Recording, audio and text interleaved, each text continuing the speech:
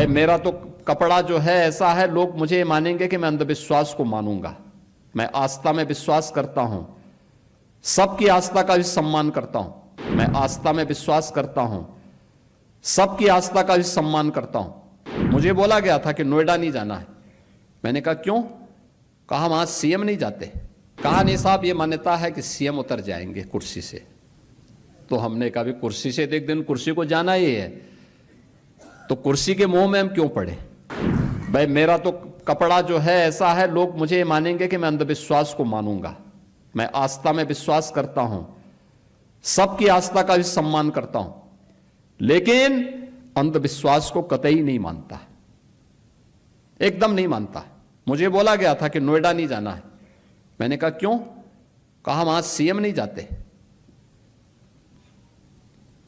तो मैंने कहा क्या नोएडा यूपी से बाहर है?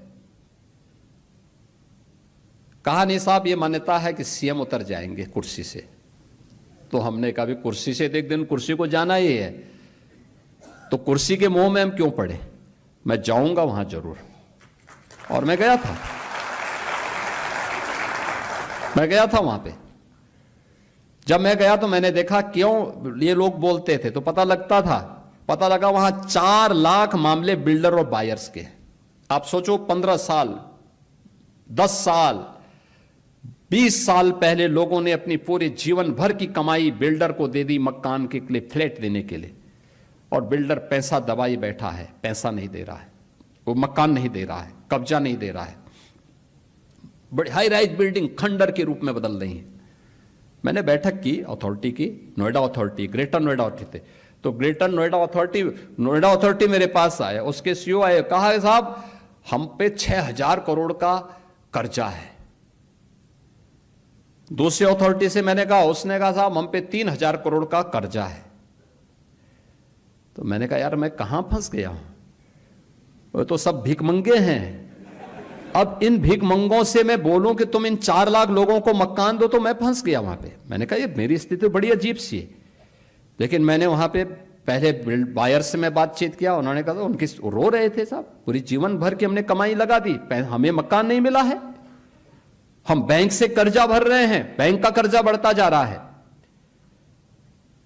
मैं बिल्डर के साथ मिला तो बिल्डर अलग से रोए, कहते हैं साहब हमने पैसा लगाया, लेकिन उस समय की सरकारों ने हमें पूरी तरह निचोड़ दिया है, हमारी सामर्थ्य नहीं है।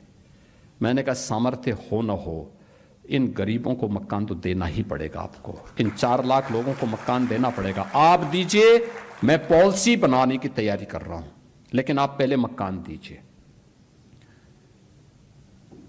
फिर मैंने अथॉरिटी से कहा, मैंने कहा कार्य पद्धति ठीक करो। हमने रिफॉर्म की, कार्रवाई प्रारंभ की, भ्रष्ट तत्वों को वहां से बाहर का रास्ता दिखाया, और आज मुझे बताते हुए प्रसन्नता है 4 लाख लोगों को हम मकान दे चुके हैं।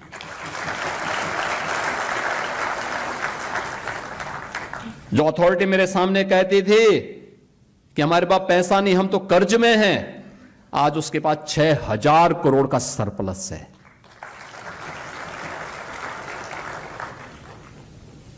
आज दुनिया का सबसे अच्छा इंफ्रास्ट्रक्चर भी और सबसे अच्छा इन्वेस्टमेंट भी वहां पर है, और वहीं पे ये मैन्युफैक्चरिंग हो रहा है जो मैं भी चर्चा कर रहा था, ये सब कुछ वहीं हो रहा है।